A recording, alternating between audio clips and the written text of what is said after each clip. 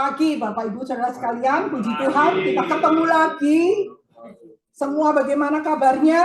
Baik. Luar biasa baik, karena Tuhan baik dan Tuhan luar biasa. Ya, Saudara, perjalanan waktu begitu cepat. Hari ini sudah sampai di bulan Oktober. Dan ini adalah minggu pertama, 3 bulan lagi kita mengakhiri tahun 2022. Ya, kalau Tuhan masih izinkan kita ketemu satu dengan yang lain, itu semua karena anugerah Tuhan. Dan sekali lagi juga tadi suami saya sudah mengucapkan selamat datang kepada Sister Joyce. Selamat datang lagi, dan juga buat saudara-saudara semua. Kita sekali lagi dipertemukan oleh Tuhan for a reason. Dan biarlah hari ini kita kembali Tuhan mau ingatkan bahwa Tuhan menyatukan kita di ICCC untuk menjadi bagian dari gereja yang mau menyenangkan hati Allah, tempat persekutuan keluarga Allah yang saling mengasihi, bukan saling gosip, bukan saling menjegal, bukan saling menjatuhkan, tetapi mau praktek saling mengasihi dalam bentuk berbagai macam cara, ya. Tempat bertumbuh bersama untuk menjadi serupa dengan Kristus. Tempat ini bukan tempat yang enak, karena di sini mungkin akan ada gesekan. Tapi disitulah tempat kita bertumbuh. Kalau tanaman tidak mengalami satu sengatan sinar matahari, tidak dipotong-potong daunnya, tidak dicungkil-cungkil mungkin tanah di sekitarnya, maka tanaman itu tidak akan menjadi tumbuh, menjadi subur.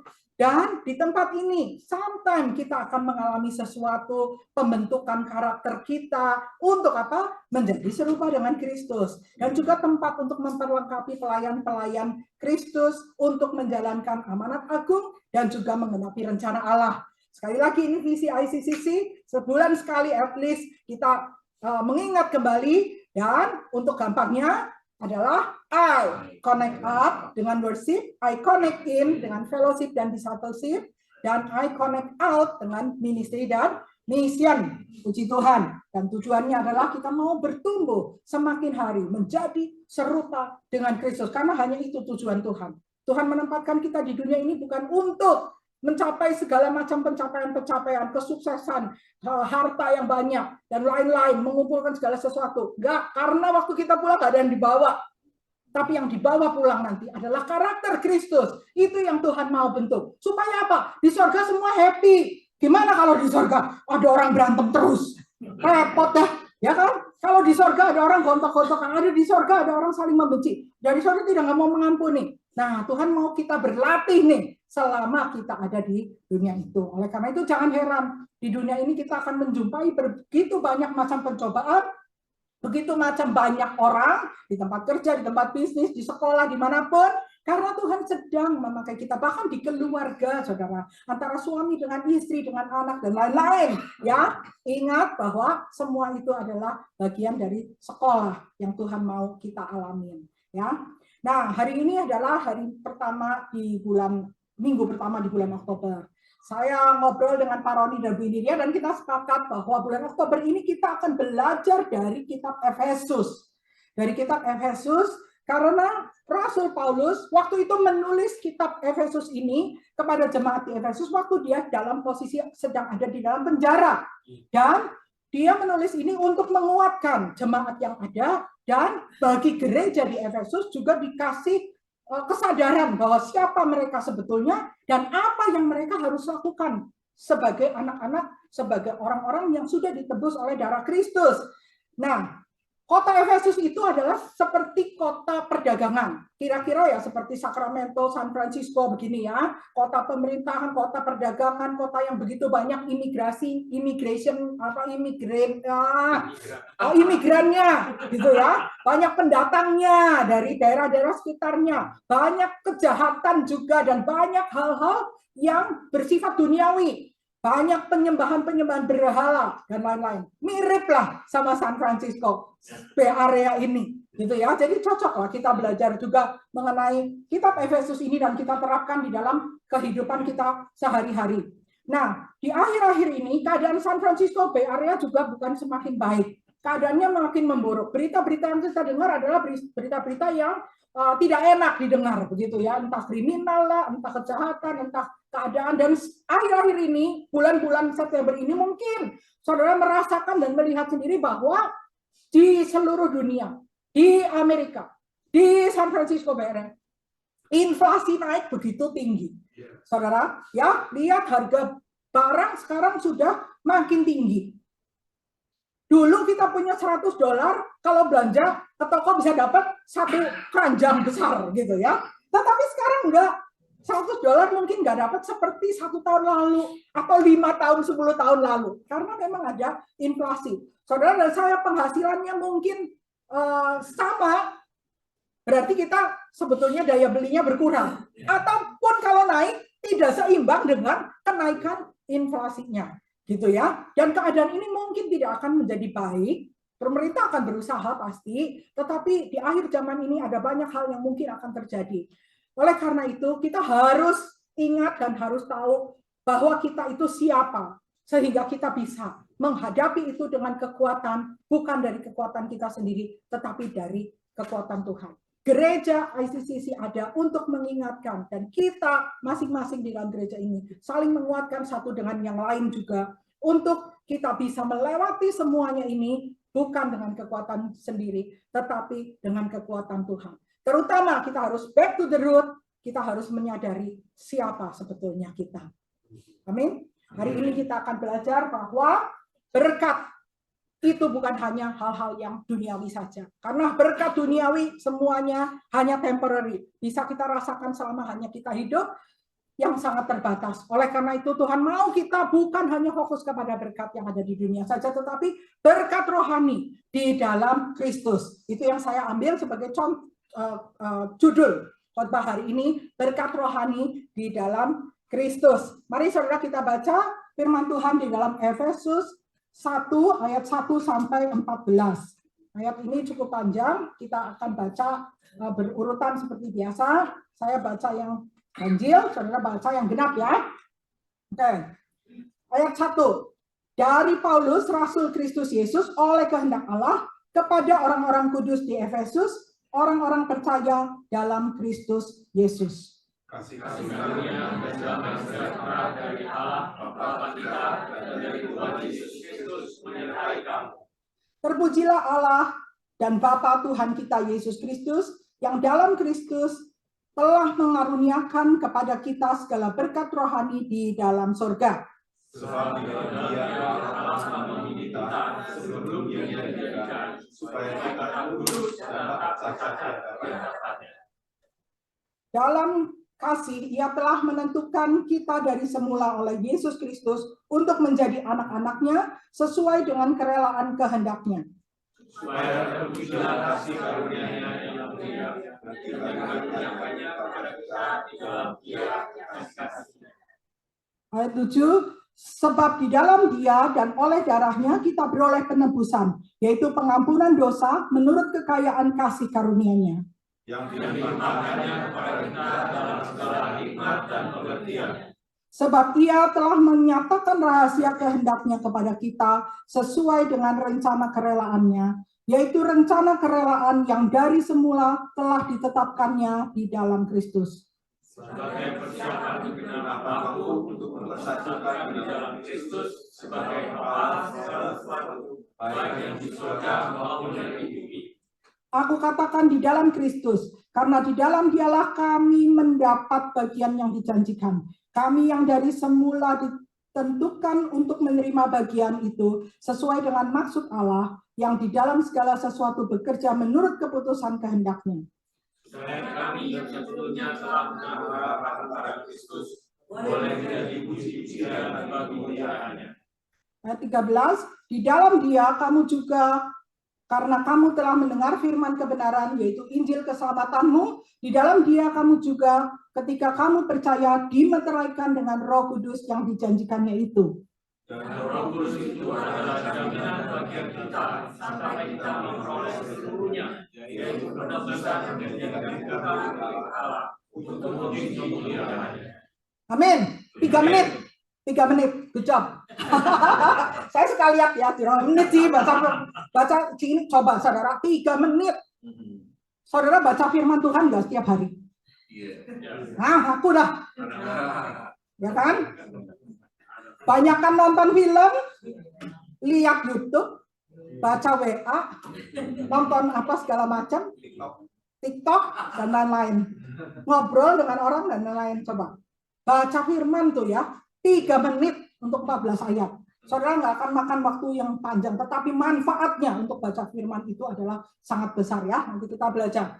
Saudara, ini firman Tuhan dari Efesus 1 ayat 1 sampai 14. Mungkin waktu saudara baca tadi, aduh nggak ngerti nih ngomong apa nih dari tadi nih 1 sampai 14. Ya kan? Saudara, mungkin ini adalah bagian yang berat juga ini, bagian Efesus 1 gitu ya. Waktu saya bagi tugas kemarin ya, ini sebetulnya saya juga dadakan saya punya perasaan gitu. Kita belajar dari Efesus. Jadi saya langsung kasih tahu, oke, saya ambil Efesus 1. Windinya nanti bagian ini ya, Karoni bagian ini ya, saya bagian ini ya gitu loh. Begitu saya baca, berat juga di bagian ini. Pasti yang bagian saya lagi gitu ya. Tetapi saya percaya bahwa Tuhan mau sampaikan ini karena ada banyak hal yang Tuhan sudah pimpin saya di waktu-waktu minggu-minggu sebelumnya ya, mengarah kepada firman Tuhan ini, saudara, untuk bagaimana kita lebih mengerti akan firman Tuhan ini. Saudara, beberapa minggu lalu, saya bertemu dengan seorang hamba Tuhan senior yang sudah pensiun, ya. Dan di dalam percakapan ini, saya baru kenal dan kami ngobrol. Dan di tengah-tengah waktu kami ngobrol, dia tiba-tiba tanya kepada saya, "Who are you?" Wah, saya kaget nih. Who are you? Saya pikir saya ketemu sama seorang senior elderly yang punya demensia. Udah mulai pikun. Dari tadi kita udah ngobrol berapa, sekarang dia nanya, "Who are you?" Saya pikir begitu. Tapi dia serius. Terus dia bilang gini, saya pernah dengar orang berkata, "I'm Christian, but I'm Catholic. Now who are you?" Dia tanya gitu. Nah saya jadi mikir, ini orang serius apa nanya? Who are you? Siapakah Anda? Gitu ya. Ini saya dikasih clicker lupa terus ngeklik. Tapi puji Tuhan ada Pak Taufik yang selalu maju dulu gitu ya. Puji Tuhan. Terima kasih Pak Taufik. Who are you? Saudara mau jawab apa? Kalau ada pertanyaan begitu. Saya kembalikan kepada saudara. Who are you? Gak ada kehilangan keselamatan kalau jawabannya salah. Boleh jawab. Jangan takut. Anak Tuhan. I'm nobody. Wah.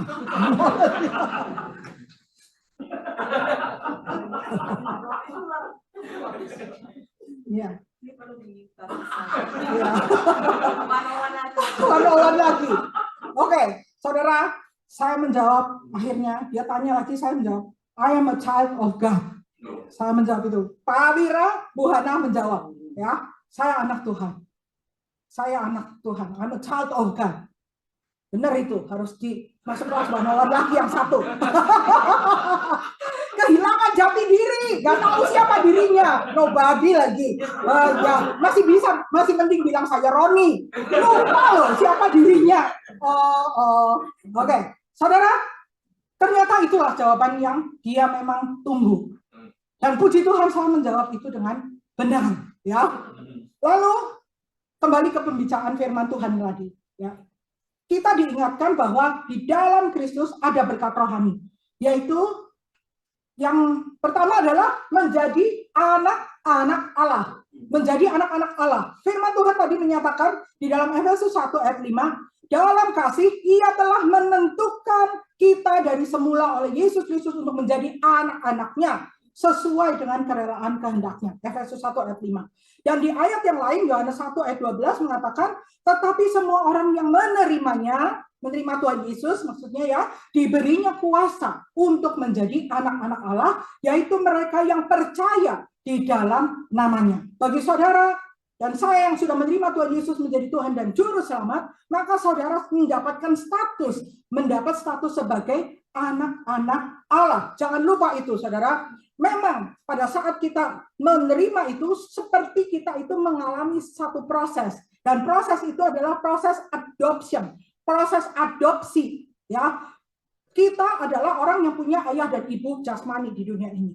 Tetapi kita nggak punya ayah dan ibu rohani, ya, di dalam roh kita. Nah, dengan menerima Tuhan Yesus sebagai Tuhan dan Juru Selamat, kita itu diadopsi menjadi anak-anak Allah. Dan bukan hanya adopsi, tetapi kita juga mengalami yang namanya regenerasi, yaitu kelahiran baru. Jadi seperti kita lahir dari kandungan ibu, pada saat kita menerima Tuhan Yesus, secara rohani kita juga dilahirkan kembali secara roh, kelahiran baru atau regenerasi. Dan satu lagi adalah justification, yaitu kebenaran. Ya, saya mau undang saudara untuk melihat artikel 9, itu Article of Faith dari The Nazarene Church. Ini nomor 9 adalah pembenaran, kelahiran baru, dan pengangkatan. Saudara, saya mau ajak saudara untuk baca ya bagian ini supaya kita sama-sama mengerti. 1, 2, 3. Kami percaya bahwa pembenaran adalah tindakan Allah yang adil dan penuh kemurahan. Pembenaran dari Allah akan memberikan pengampunan sepenuhnya atas segala dosa dan pembebasan yang sempurna dari hukuman atas dosa yang telah dilakukan, dan penerimaan sebagai orang benar yang berlaku bagi semua orang yang percaya kepada Yesus Kristus dan menerimanya sebagai Tuhan dan Juru Selamat. Kami percaya bahwa regenerasi atau kelahiran baru adalah karya kasih karunia Allah, sehingga melaluinya sifat moral orang percaya yang bertobat dihidupkan kembali secara rohani dan diberikan kehidupan rohani secara khusus dan kemampuan untuk beriman, mengasihi, dan taat. Berikutnya, kami percaya bahwa pengangkatan atau adopsi adalah karya kasih karunia Allah yang olehnya orang percaya yang dibenarkan dan dilahirkan baru menjadi anak Allah. Yang berikut, kami percaya bahwa pembenaran, regenerasi atau lahir baru, dan pengangkatan atau adopsi terjadi secara bersamaan dalam pengalaman orang yang mencari Tuhan dan diperoleh berdasarkan iman yang didahului dengan pertobatan, dan bahwa Roh Kudus memberikan kesaksian kepada usaha dan kondisi kasih karunia ini. Saudara, pada saat saudara merasa bahwa kita orang berdosa, Tuhan ampunilah saya mau bertobat dari kehidupanku yang lama, aku mengakui Engkau sebagai Tuhan dan Juru Selamat, masuklah ke dalam hatiku. Maka ada 3 proses yang terjadi in the same time, yaitu bahwa saudara diadopsi menjadi anak Allah, saudara dibenarkan, kita dari orang-orang yang berdosa, dari orang-orang yang salah, dibenarkan oleh kasih karunia Tuhan, dan kita dilahirkan kembali oleh kuasa Roh Kudus. Ya, pertanyaannya, apakah saudara dan saya itu menyadari bahwa kita itu adalah anak-anak Allah? Kadang-kadang kita itu lupa. Waktu kita menghadapi masalah, kita lupa siapa kita. Kita itu adalah anak-anak Allah. Apakah kita seperti anak yatim piatu yang kebingungan bagaimana mau tanya kepada siapa? Atau kita berlari kepada Bapa kita di sorga karena kita punya Bapa yang penuh kasih dan sayang. Kita berlari kepada Tuhan Yesus yang sudah menjadi Tuhan dan Juru Selamat kita. Kadang-kadang kita lupa. Kita mulai mencari-cari cara sendiri. Seperti anak yatim piatu tadi. Kita sebagai anak-anak Allah, waktu kita bergaul dengan masyarakat di sekitar kita, apakah kita ingat jati diri kita sebagai anak Allah? Apakah kita hidup semau gue? Mengikuti saja sudah orang dunia melakukan ini, kita juga sama. Nggak mau ketinggalan gitu ya. Nanti ketinggalan dianggap kuno. Apakah kita begitu? Atau kita ingat, oh, aku nggak bisa ikut seperti itu karena jati diriku adalah aku anak-anak Allah. Aku sudah menjadi anak Tuhan Yesus. Aku sudah menjadi warga kerajaan sorga. Dan kita membawa nama Tuhan Yesus. Pertanyaan itu mungkin kita perlu renungkan. Iblis itu berusaha dengan keras untuk mengambil jati diri saudara dan saya. Sehingga kita kadang-kadang lupa siapa sebetulnya kita. Hari ini Tuhan mau ingatkan kita bahwa di dalam Kristus kita memiliki berkat, yaitu kita menjadi anak-anak Allah. Mari saudara, katakan kepada kiri kanan saudara, kalau ada pertanyaan, who are you? Katakan, I am a child of God. Saya adalah anak Allah. Who are you? Siapakah Anda? Ingat itu ya saudara. Apalagi kalau ketemu Bapak itu, saudara. Apalagi kalau ada orang tanya. Ya, pertama adalah saudara ingat jati diri saudara. I am a child of God. Yang kedua, saudara, berkat rohani yang Tuhan berikan pada saat kita menjadi anak-anak Tuhan adalah mendapat penebusan. Ayat ke-7 dan ke-8 tadi kita baca, sebab di dalam Dia dan oleh darahnya kita beroleh penebusan, yaitu pengampunan dosa menurut kekayaan kasih karunia-Nya, yang dilimpahkannya kepada kita dalam segala hikmat dan pengertian. Nah, percakapan saya dengan Bapak tadi itu bukan berhenti sampai di situ. Setelah itu, dia tanya kepada saya.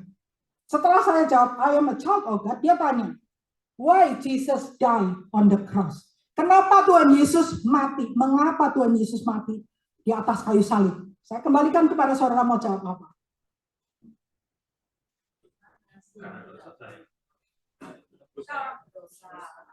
Banyak ya jawabannya ya. Mengapa Tuhan Yesus mati? Pertama, saya menjawab untuk menebus dosa-dosa saya. Dia ulangi pertanyaannya. Mengapa Tuhan Yesus mati di atas kayu salib? Saya mikir lagi jadinya. Lalu saya ganti jawabannya. Untuk menebus saya dari dosa-dosa ini. Jadi yang ditebus adalah kita, bukan dosa-dosanya. Dosa diampuni, tetapi kita itu yang tergadai. Kalau ingat ya, pegadaian itu kita tergadai.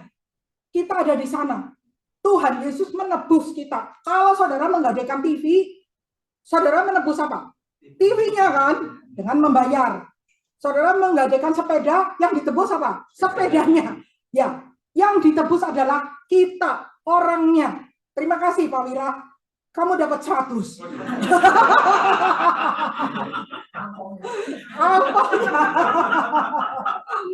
Ya, kayak di dalam firman Tuhan, 1 Korintus 1 ayat 30 berkata, tetapi oleh Dia kamu berada dalam Kristus Yesus, yang oleh Allah telah menjadi hikmat bagi kita. Ia membenarkan dan menguduskan dan menebus kita orangnya. Ya, lalu ayat berikutnya di dalam Galatia 3 ayat 13, Kristus telah menebus kita dari kutuk hukum Taurat. Kutuk hukum Taurat itu dosa. Dengan jalan menjadi kutuk karena kita. Sebab ada tertulis, terkutuklah orang yang digantung pada kayu salib. Ya, Kristus telah menebus kita. Ya, di garisin kuning.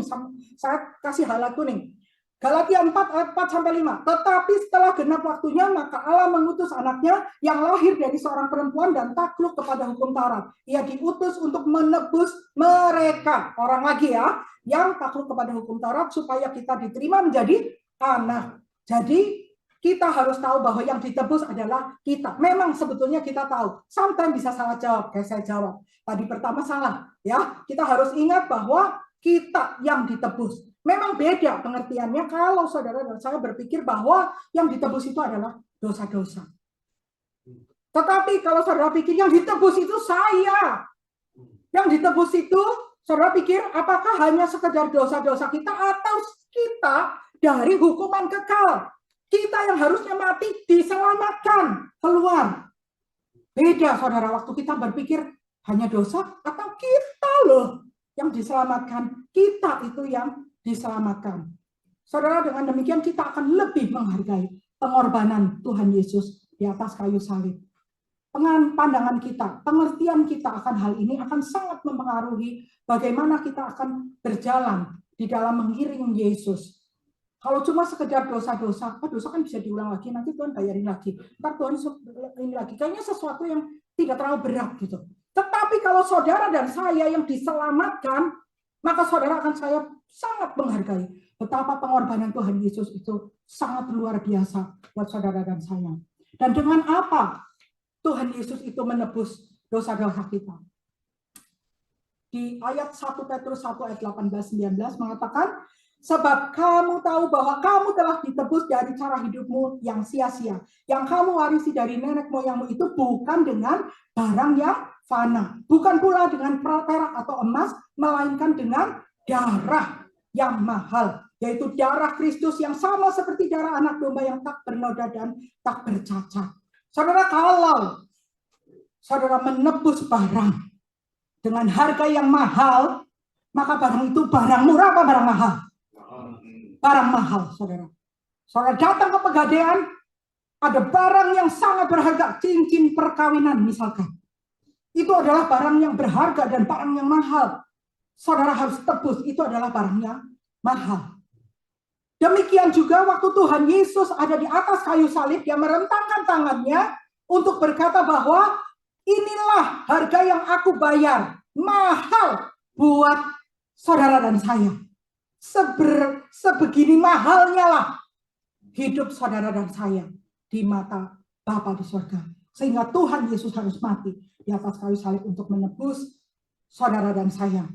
Saudara, kalau saudara menyadari bahwa saudara adalah harga yang mahal, maka saudara harus pikir cara hidup saudara lagi. Apakah worth it? Kalau saudara hanya ketemu dengan orang di jalannya yang ngebut, nyelip mobil saudara, terus saudara marah-marah dan nyumpah-nyumpah. Apakah worth it, saudara? Saudara barang mahal loh. Terus kita ngomel-ngomel marah-marah. Ada orang mungkin yang memperlakukan saudara tidak baik, tersinggung, saudara langsung dipikirin sepanjang hari, tidak bisa tidur, bahkan tidak mau mengampuni, bahkan membuat kita jadi kehilangan damai sejahtera. Apakah itu worth it? Saudara dan saya adalah barang yang mahal. Jangan rusakkan, jangan kotori barang yang mahal itu. Karena itu sudah ditebus dengan darah yang mahal. Berarti hidup saudara dan saya adalah mahal. Saudara, katakan kepada diri saya apa yang saya tulis di sini. Saya barang mahal. Tuhan Yesus menebus saya dengan darahnya yang mahal. Sekali lagi, saya barang mahal. Tuhan Yesus menebus saya dengan darahnya yang mahal. Katakan dengan sungguh-sungguh dan mirip. Saya barang mahal. Tuhan Yesus menebus saya dengan darahnya yang mahal. Ingat itu, saudara. Sepanjang perjalanan saudara pulang, ingat itu. Sepanjang saudara ada di pekerjaan, ingat itu. Di bisnis, di dalam setiap rumah tangga, di dalam kehidupan saudara. Dari waktu sekarang sampai selama-lamanya, ingat, saudara adalah barang mahal. Jangan bikin murah hidup saudara. Sekarang bilang sama kiri kanan saudara, kamu barang mahal.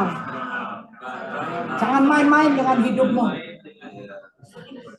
Kamu barang mahal. Jangan main-main dengan hidupmu. Tuh. Ya. Amin. Ya. Biarlah ini menjadi sesuatu yang mengingatkan kita pada siang hari ini. Saudara, kita adalah anak-anak Allah. Kita sudah mendapatkan penebusan. Tuhan Yesus bayar begitu mahal buat saudara dan saya. Saudara dan saya adalah barang mahal. Jaga hidup kita untuk kita bisa menjadi anak-anak Allah yang menyenangkan hatinya, yang menjadi contoh buat dunia, yang menjadi berkat buat orang lain, bukan memalukan kerajaan surga. Yang berikut, saudara, berkat rohani adalah mendapatkan janji-janji Allah. Tadi kita baca dalam Efesus 1 ayat 11, aku katakan di dalam Kristus, karena di dalam Dialah kami mendapat bagian yang dijanjikan. Kami yang dari semula ditentukan untuk menerima bagian itu sesuai dengan maksud Allah, yang di dalam segala sesuatu bekerja menurut keputusan kehendaknya. Ada ayat lain yang menguatkan hal ini. Waktu kita menjadi anak-anak Allah, Galatia 4 ayat 6-7 berkata, dan karena kamu adalah anak-anak, maka Allah telah menyuruh roh anaknya ke dalam hati kita yang berseru, ya Aba, ya Bapa. Tuhan Yesus ada di dalam hati kita, dan dia bisa berseru, ya Aba, ya Bapa, kepada Bapa di surga. Jadi kamu bukan lagi hamba, melainkan anak. Jikalau kamu anak, maka kamu juga adalah ahli-ahli waris. Saudara, kita harus ingat bahwa di dalam Tuhan Yesus Kristus, bahwa kita adalah ahli-ahli waris dari harta-harta kerajaan surgawi yang sudah disediakan bagi anak-anaknya. Memang betul suatu hari nanti kita akan menerima kehidupan yang kekal. Waktu kita berjumpa muka dengan Tuhan Yesus, waktu kita ada di dalam rumah Bapa. Tetapi bagi kita anak-anaknya, kita bisa menikmati janji-janji Allah pada saat kita itu ada di dunia ini. Karena datanglah kerajaanmu, jadilah kehendakmu di bumi seperti di sorga. Itu doa Bapa kami, bagian dari doa Bapa kami. Kerajaan Allah itu bisa terjadi di dalam dunia pada saat kita itu sedang hidup, masih hidup di dunia ini. Ada begitu banyak janji-janji firman Tuhan. Ya, saudara, gambarannya janji-janji firman Tuhan itu kira-kira seperti ini, saudara.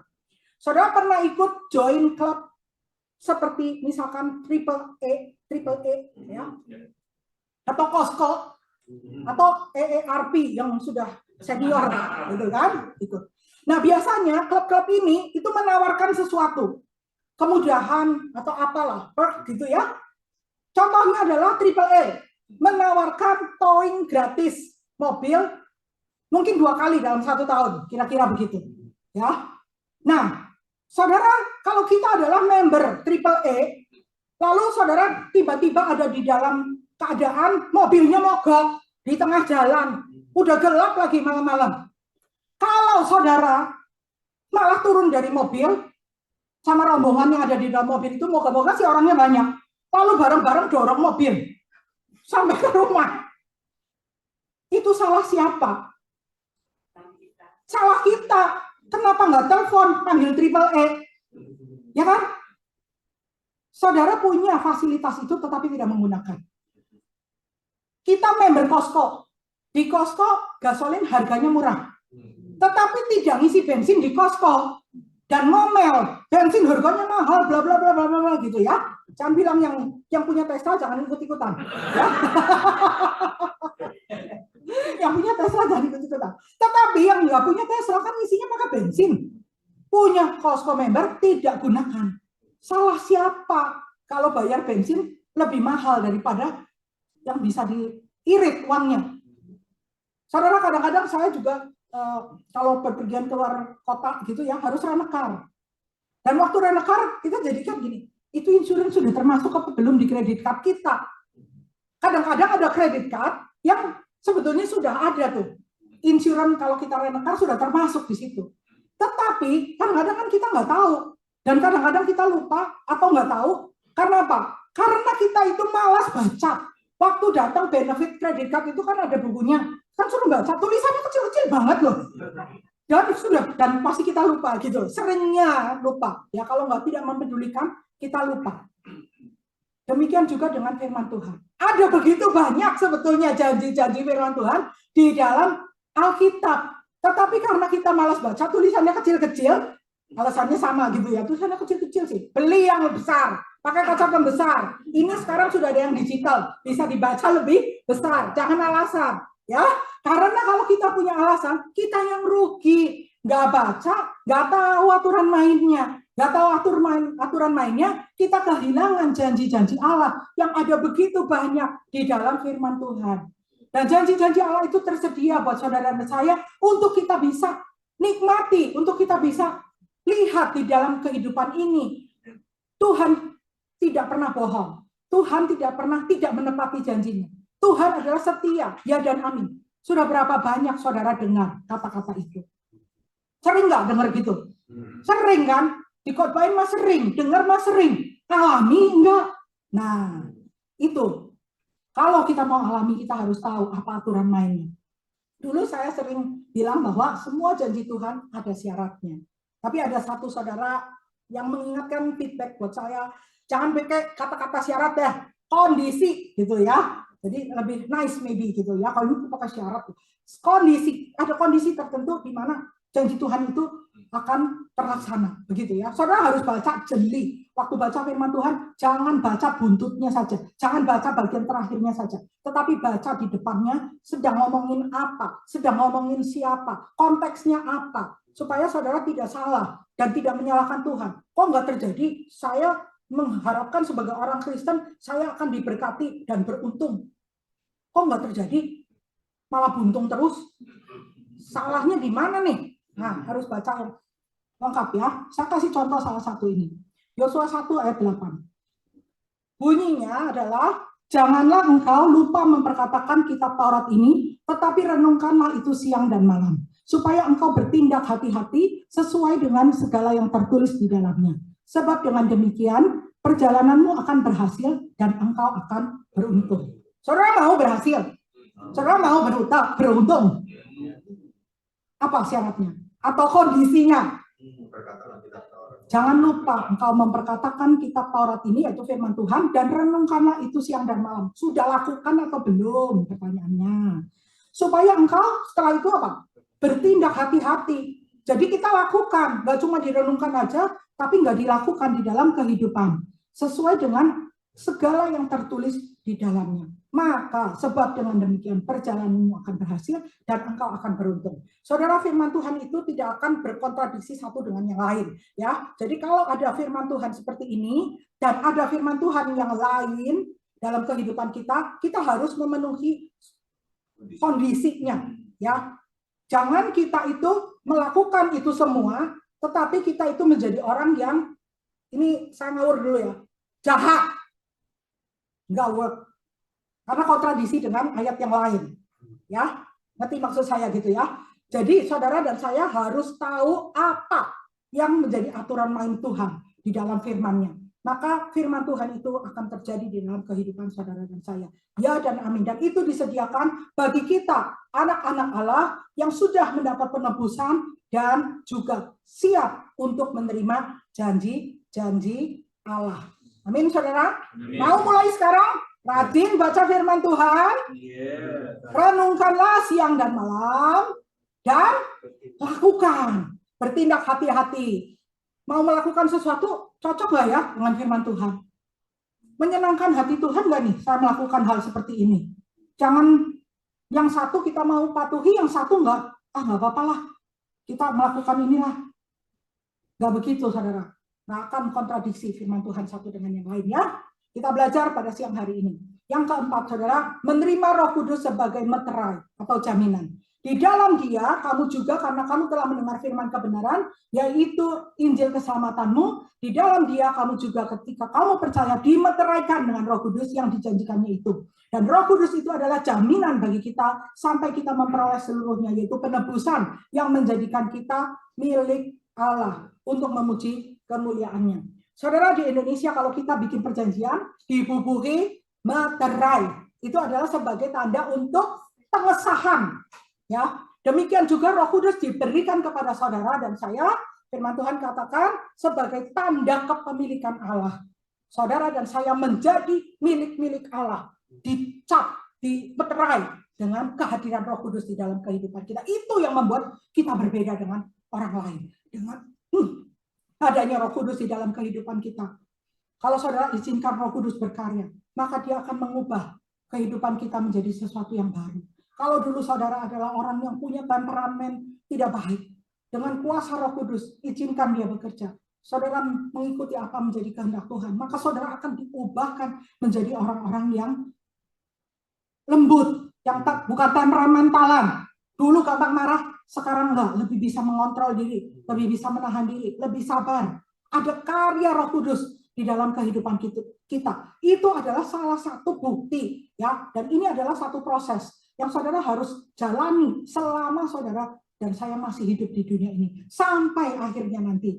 Roh Kudus itu adalah jaminan bagian kita sampai kita memperoleh seluruhnya, yaitu penebusan yang menjadikan kita milik Allah untuk memuji kemuliaan-Nya pada saat kita sudah sampai di rumah Bapa.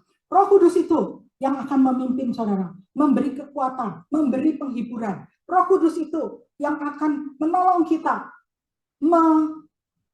membantu kita untuk kita melawan dosa. Kalau saudara mau melakukan sesuatu yang salah, berdoa, Tuhan tolong, Roh Kudus tolong kuatkan aku. Tolong aku, supaya aku bisa melewati ini semua. Roh Kudus yang akan memberikan kemampuan buat saudara dan saya. Kuasa buat saudara dan saya juga untuk apa? Menjadi saksi-saksi Tuhan. Kadang-kadang Tuhan izinkan persoalan terjadi di dalam kehidupan kita. Tetapi kalau berjalan bersama dengan Roh Kudus, maka Roh Kudus akan menunjukkan mengapa saudara harus lewatin itu. Sehingga pada saatnya, saudara dan saya adalah orang-orang yang bisa menjadi saksi Kristus. Karena saudara mengalami sendiri. Saudara melewati kemenangan, berjalan bersama dengan Roh Kudus, dan saudara dipakai Tuhan menjadi alat Tuhan, menjadi saksinya. Pengalaman saudara adalah pengalaman yang sangat berharga. Karena hanya saudara yang mengalami itu. Saudara, kalau ada seseorang yang punya pengalaman, misalkan, ambil contohnya apa ya? Misalkan, habis kebakaran rumah, misalkan.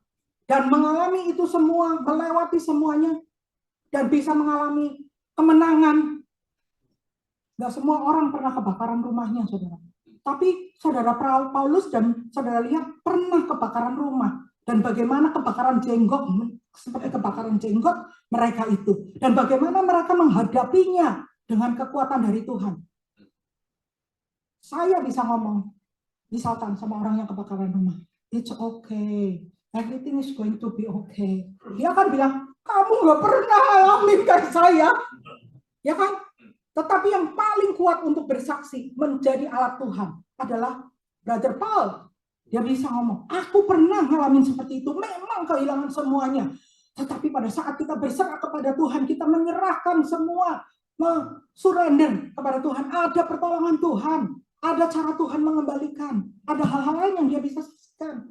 Bagaimana kehidupan dia memang bukan sesuatu yang gampang, tetapi itu bukan sesuatu yang tidak bisa dilalui.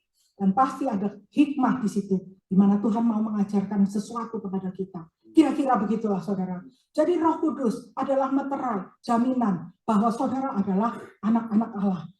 Jangan sia-siakan hadiah yang Tuhan berikan di dalam kehidupan kita. Berkat rohani yang Tuhan berikan. Saudara dijadikan anaknya yang berharga di matanya. Saudara diangkat keluar dari segala macam keadaan.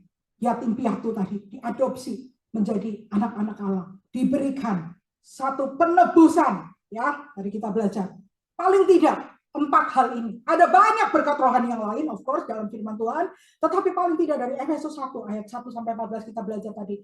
Menjadi anak Allah, mendapat penebusan, mendapatkan janji-janji Allah. Dan juga menerima Roh Kudus sebagai meterai atau jaminan. Dan ayat sebagai ayat hafalan kita dalam Efesus 1 ayat 5. Mari kita baca bersama-sama. 1, 2, 3. Dalam kasih, Ia telah menentukan kita dari semula oleh Yesus Kristus untuk menjadi anak-anak-Nya sesuai dengan kerelaan kehendaknya. Efesus 1 ayat 5. Tuhan Yesus memberkati. Amin. Kita berdoa. Yuk. Bapa di dalam surga, kami mengucap syukur, terima kasih Tuhan buat kasih anugerah-Mu yang begitu besar di dalam hidup kami. Sampai hari ini Tuhan, kami boleh berada di tempat ini untuk kami memuji membesarkan nama-Mu. Dan terlebih dari itu Tuhan, Kau mengingatkan kami jati diri kami Tuhan sebagai anak-anak Allah.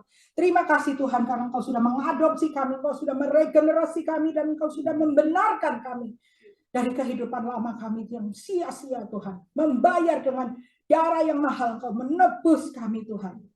Terima kasih Tuhan Yesus.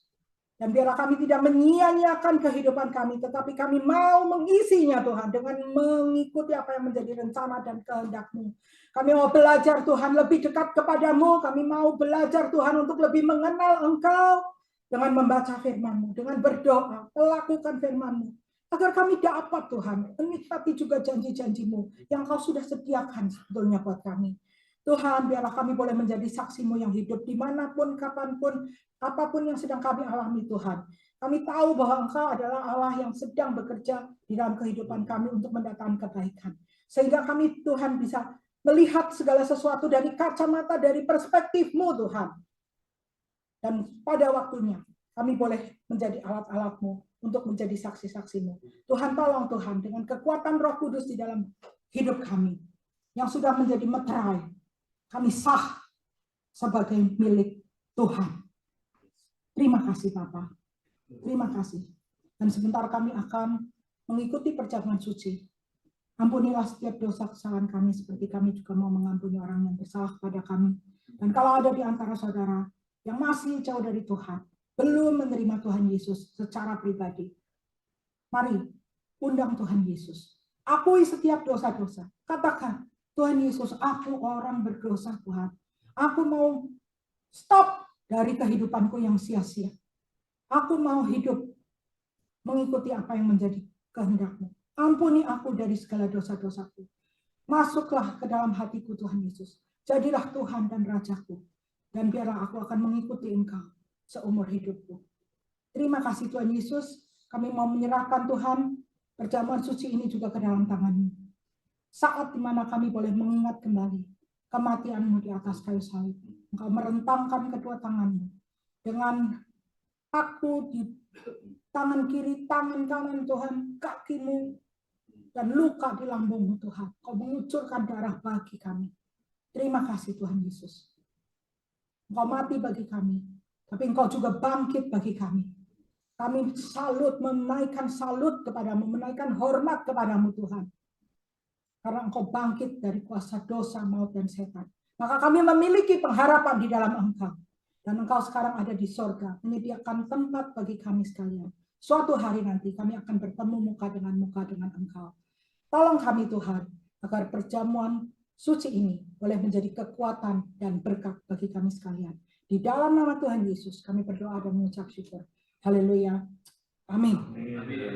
Mari saudara, kita akan memasuki perjamuan suci, kita menyiapkan hati kita ada satu pujian, bukan dengan barang fana, kau membayar dosaku. Biarlah lagu ini juga menjadi doa buat saudara. Sementara petugas akan membagikan elemen perjamuan suci, saudara nyanyikan lagu ini dengan berdoa. Memakai kata-kata itu.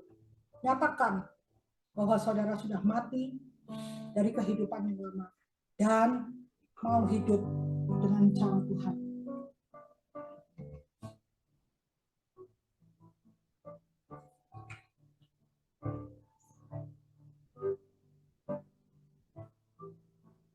Bukan dengan barang fana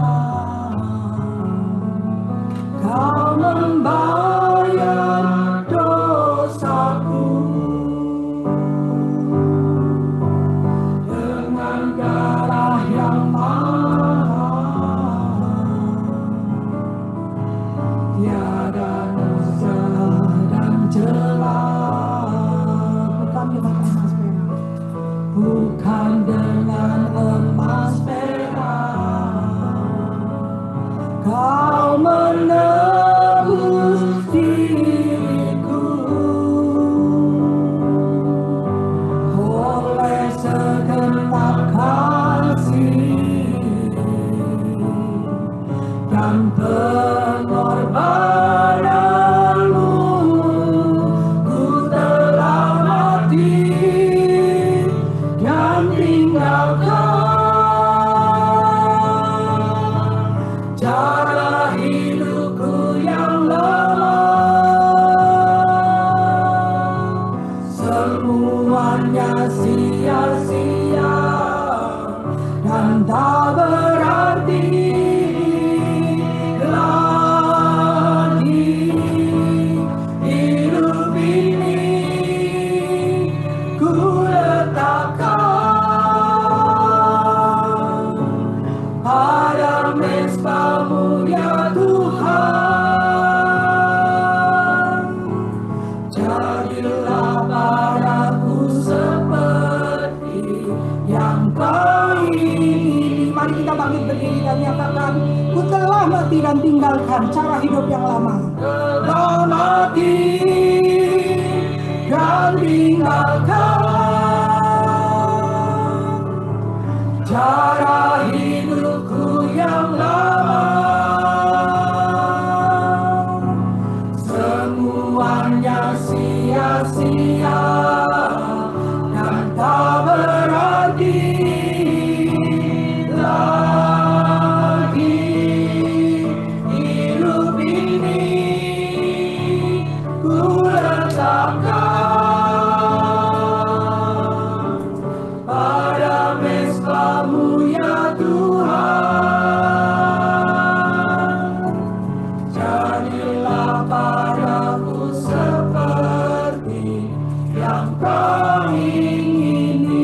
Jadilah padaku seperti, jadilah padaku seperti. Sekali lagi, jadilah padaku seperti. Sekali lagi, jadilah padaku seperti yang kau ingini. Saudara, sebelum kita makan perjamuan suci ini, saya akan bacakan ayat dalam 1 Korintus 11 ayat 26-31 sebagai berikut. Sebab setiap kali kamu makan roti ini dan minum cawan ini, kamu memberitakan kematian Tuhan sampai ia datang. Jadi barang siapa dengan cara yang tidak layak makan roti atau minum cawan Tuhan, ia berdosa terhadap tubuh dan darah Tuhan. Karena itu hendaklah tiap-tiap orang menguji dirinya sendiri, dan baru sesudah itu ia makan roti dan minum dari cawan itu. Karena barang siapa makan dan minum tanpa mengakui tubuh Tuhan, ia mendatangkan hukuman atas dirinya. Sebab itu banyak di antara kamu yang lemah dan sakit, dan tidak sedikit yang meninggal. Kalau kita menguji diri kita sendiri, hukuman tidak menimpa kita. Saudara minta ampun atas setiap dosa kesalahan kita, dan saudara siap untuk menerima perjamuan suci dengan roti dan anggur di tangan. Saya ajak saudara untuk menjawab dengan kata amin untuk dua pertanyaan yang akan saya bacakan. Bukankah cawan, pengucapan syukur yang atasnya kita ucapkan syukur, adalah persekutuan dengan darah Kristus? Amin. Bukankah roti yang kita pecah-pecahkan adalah persekutuan dengan tubuh Kristus? Amin.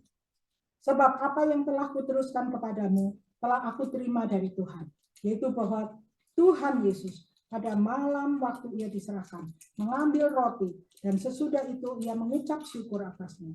Ia memecah-mecahkannya dan berkata, inilah tubuhku yang diserahkan bagi kamu. Perbuatlah ini menjadi peringatan akan aku. Mari kita makan di dalam nama Tuhan Yesus.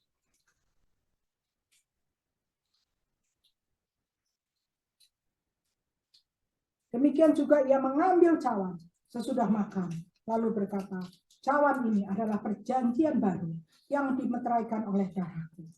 Perbuatlah ini setiap kali kamu meminumnya menjadi peringatan akan aku. Mari kita minum di dalam nama Tuhan Yesus. Haleluya.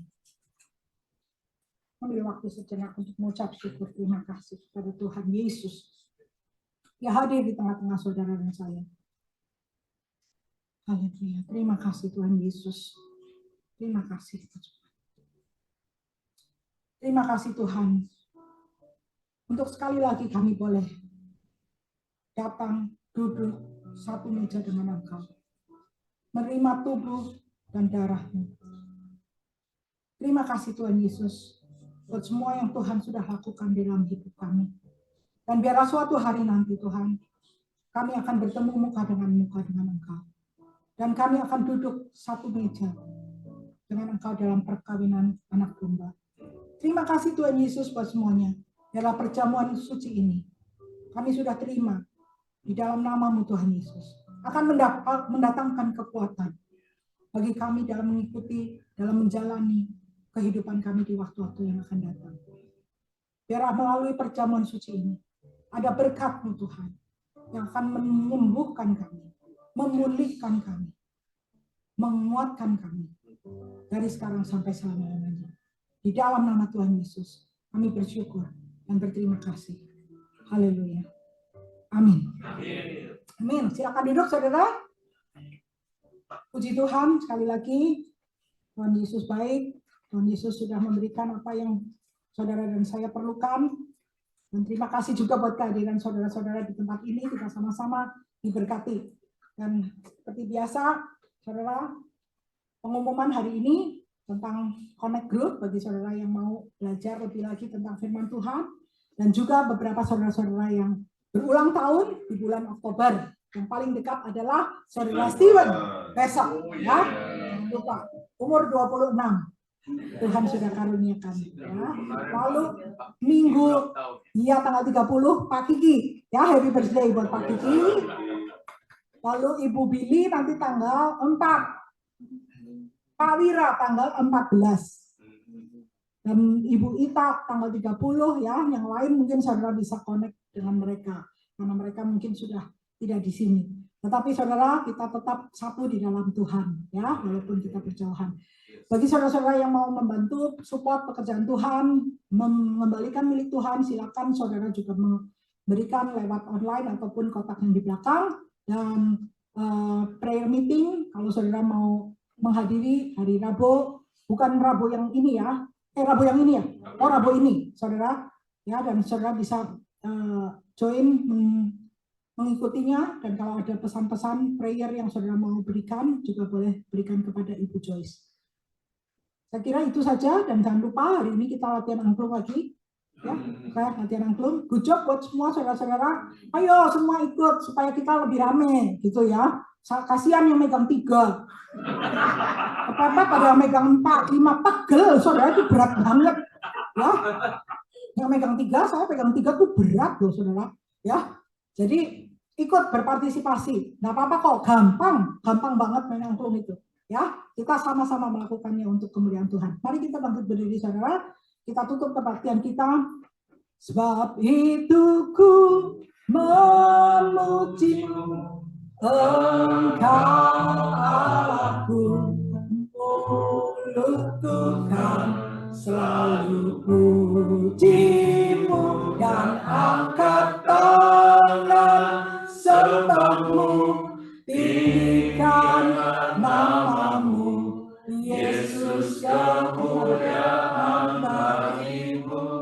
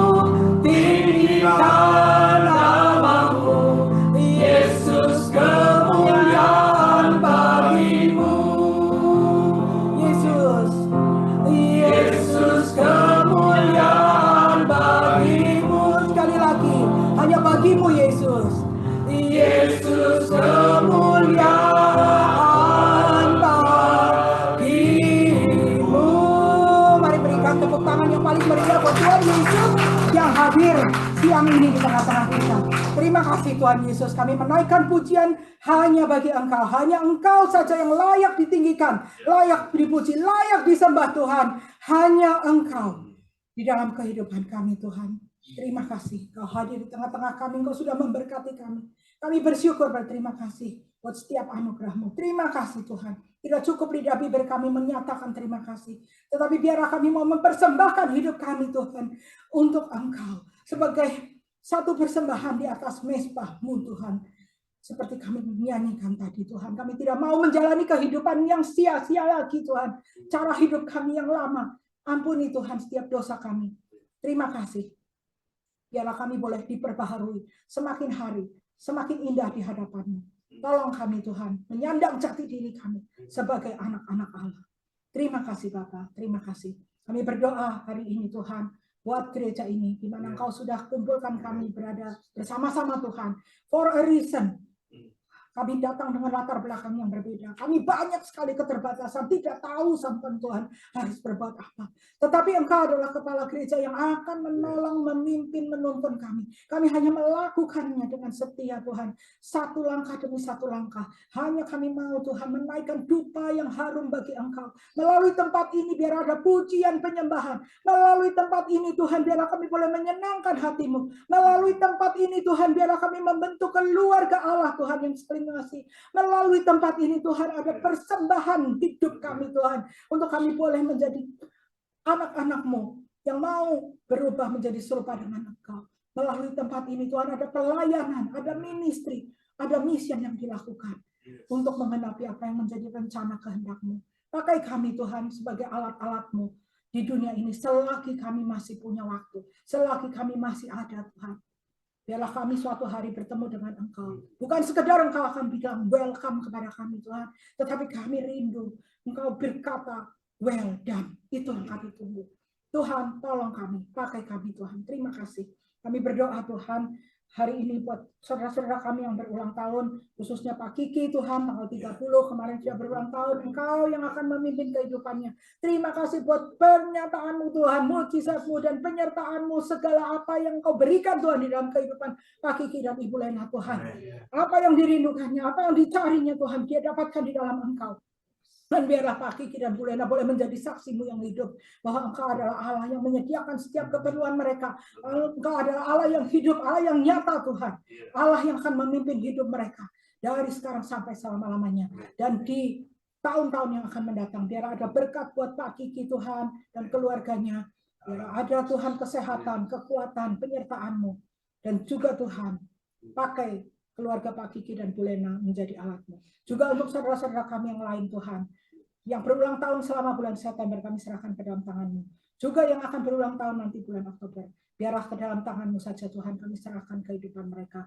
Kami berdoa Tuhan buat negara Amerika dan Indonesia di mana kami ada dan telah dilahirkan. Segala apapun yang sedang terjadi di negara ini Tuhan, keadaan politik, keadaan ekonomi, apapun Tuhan yang sedang melanda, bencana alam, khususnya di Florida Tuhan. Kami serahkan ke dalam tangan-Mu Tuhan. Banyak Tuhan orang-orang yang sedang menderita di sana. Biarlah Tuhan ada kekuatan dari Engkau bagi mereka. Orang-orang yang terlibat di dalam rescue, di dalam penanggulangan bencana itu Tuhan.